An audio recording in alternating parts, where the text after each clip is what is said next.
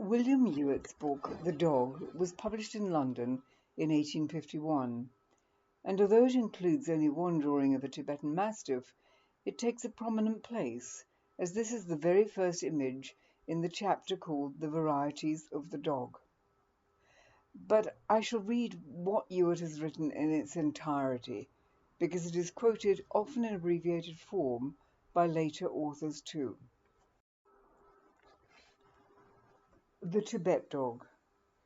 Mr. Bennett, in his scientific and amusing description of the zoological gardens, gave the best account we have of this noble dog, and the portrait at the head of this chapter is a most faithful likeness of him. He is bred in the tableland of the Himalayan mountains, bordering on Tibet. The Bhutias, by whom many of them are carefully reared, come down to the Low Countries at certain seasons of the year to sell their borax and musk. The women remain at home, and they and the flocks are most sedulously guarded by these dogs. They are the defenders of almost every considerable mansion in Tibet. In an account of an embassy to the court of Teshu Lama in Tibet, the author says that he had to pass by a row of wooden cages containing a number of large dogs, fierce, strong, and noisy. They were natives of Tibet, and whether savage by nature or soured by confinement, they were so impetuously furious that it was unsafe even to approach their dens. Every writer who describes these dogs speaks of their noble size and their ferocity and antipathy to strangers. It is said, however, that the Tibet dog rapidly degenerates when removed from its native country, and certainly the specimens which have reached the zoological gardens exhibited nothing of ferocity.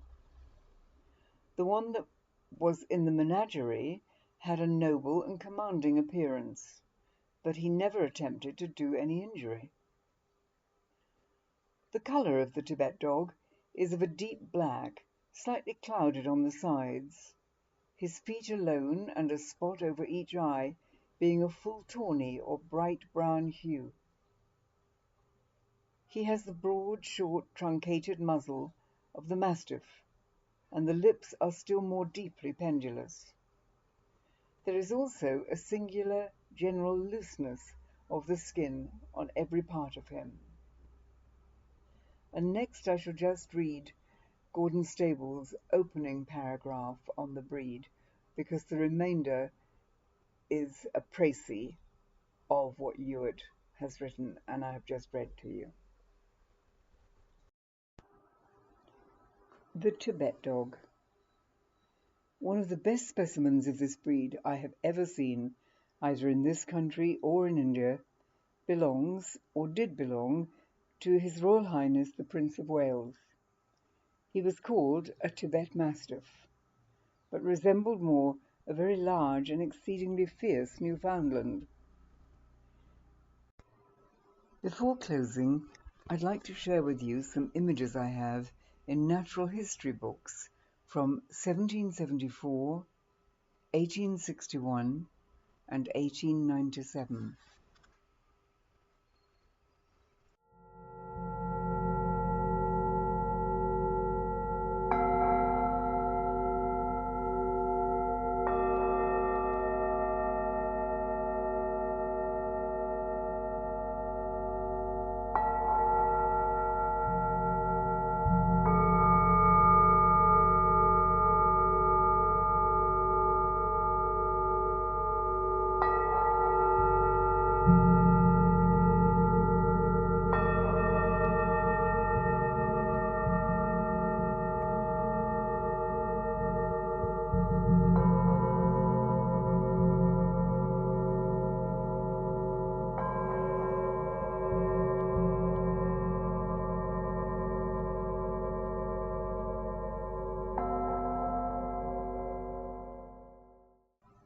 I do so hope you will subscribe so that you get notification of other videos that I post.